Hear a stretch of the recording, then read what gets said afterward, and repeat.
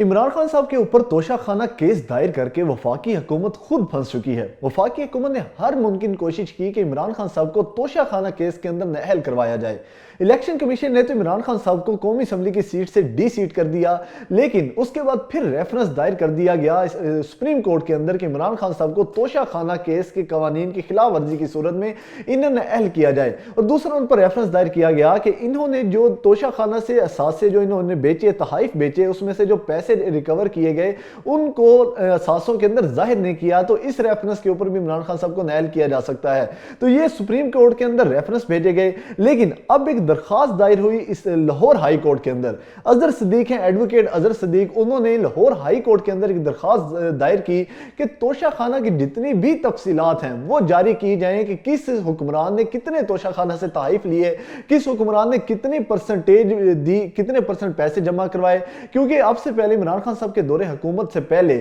جو پرسنٹیج تھی وہ 25% تھی، یعنی اگر کوئی بھی تحفہ لینا چاہتے ہیں، کوئی بھی تحفہ خریدنا چاہتے ہیں تو آپ توشہ خانہ میں 25% اس تحفے کی قیمت ادا کرنے کے بعد وہ تحفہ خرید سکتے ہیں۔ لیکن عمران خان صاحب نے اس میں ترمیم کرتے ہوئے اسے 50% کر دیا، پہلے 25 تھا پھر 50 ہو گیا۔ تو عمران خان صاحب نے جتنے بھی تحائف خریدے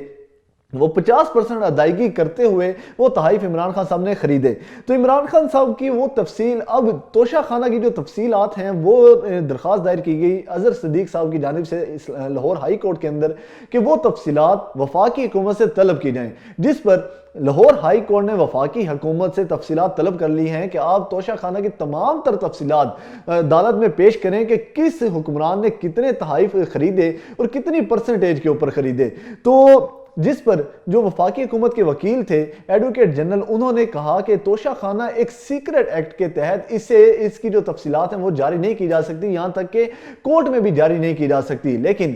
جو لاہور ہائی کورٹ سے انہوں نے ایڈوکیٹ جنرل کی ایک نہ سنی اور 16 جنوری تک انہوں نے حکم جاری کیا کہ 16 جنوری تک تمام تر جو تفصیلات ہیں توشہ خانہ کی وہ عدالت میں پیش کی جائیں۔ اب یہ پھنس کیسے گئے ہیں، وفاقی حکومت کس طرح سے پھنس گئی ہے؟ کیونکہ جو پی ڈی ایم جماعتیں ہیں، جو 13 رکنی ایک اتحاد ہے جس کی اس ٹائم حکومت ہے، ان تمام جماعتوں نے توشہ خانہ سے اونے پونے داموں جو تحائف تھے وہ خریدے ہوئے ہیں۔ جیسے کہ ہم کچھ تفصیلات آپ کے سامنے رکھ دیتے ہیں کہ آصف علی زرداری صاحب نے توشہ خانہ میں سے جب 25% کا قانون تھا کہ آپ 25% ادا کر کے توشہ خانہ سے تحائف خرید سکتے ہیں، تب آصف علی زرداری نے صرف 15% ادا کر کے توشہ خانہ سے 3 گاڑیاں خریدی، مہنگی ترین گاڑیاں جو کہ کروڑوں روپے میں جن کی مالیت تھی، ان کو صرف 12 کروڑ روپے ادا کر کے 3 گاڑیاں آصف علی زرداری صاحب نے خریدی۔ اس کے بعد جو نواز شریف صاحب ہیں، نواز شریف صاحب نے زرداری صاحب کے دور حکومت میں توشہ خانہ سے گاڑی خریدی، جبکہ نواز شریف صاحب اس ٹائم کسی بھی حکومتی عہدے پر نہیں تھے، نہ وہ وزیر اعظم تھے، نہ کوئی اور ان کے پاس وزارت تھی، وہ حکومت میں بھی نہیں تھے، یہاں تک کہ وہ ایم این اے بھی نہیں تھے۔ اس کے باوجود انہوں نے توشہ خانہ سے 15% کی ادائیگی پر گاڑی خریدی۔ اس کے علاوہ نواز شریف صاحب جب خود وزیر اعظم تھے تو انہوں نے 50 روپے ادا کر کے ایک مہنگا ترین کلین جو تھا وہ توشہ خانہ سے خریدا۔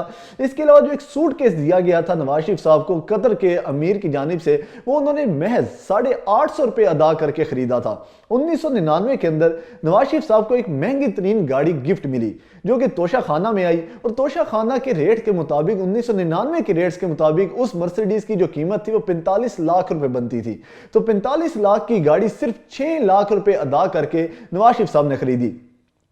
اس کے ساتھ ساتھ جو باقی حکمران تھے جیسے کہ شوکت عزیز ہیں، وہ سر فہرست ہیں توشہ خانہ سے تحائف خریدنے میں، جنہوں نے انہیں 1100 کے قریب تحائف ملے توشہ خانہ میں، اور وہ سب کے سب تحائف ہی اپنے ساتھ لے گئے، انہوں نے کوئی تحائف بھی پیچھے نہیں چھوڑا۔ اس کے علاوہ جو 30,000 سے کم مالیت کا تحفہ ہوتا ہے وہ تو آپ بغیر کسی ادائیگی کے رکھ سکتے ہیں، لیکن اس سے اوپر جتنے بھی تحفے ہوتے ہیں ان کو آپ نے 25% پہلے ہوا کرتا تھا، لیکن اب 50% کے مطابق 50% ادا کرنے کے بعد آپ اس تحفے کو اپنے پاس رکھ سکتے ہیں۔ تو اس لیے جو وفاقی حکومت ہے وہ تفصیلات جاری نہیں کر سکتی۔ یہاں پر عمران خان صاحب کی سنی گئی ہے، کیونکہ عمران خان صاحب چاہتے تھے، عمران خان صاحب 12 مرتبہ کہہ بھی چکے تھے الیکشن کمیشن کو بھی اور عدالتوں کو بھی، سپریم کورٹ کو بھی، بھائی اگر آپ نے توشہ خانہ کیس چلانا ہے تو تمام پارٹیز کے توشہ خانہ کیسز کھولے جائیں، تمام پارٹی سے پوچھا جائے، کیونکہ نواز شریف صاحب اور زرداری صاحب نے انتہائی مہنگی چیزیں جو تھی سستے داموں، اونے پونے داموں اپنے پاس رکھی ہوئی ہیں، تو ان تمام سے پوچھا جائے۔ پھر ایک اور قانون ہے توشہ خانہ کے اندر کہ توشہ خانہ سے آپ ہر چیز آپ خرید سکتے ہیں، لیکن گاڑی آپ نہیں خرید سکتے۔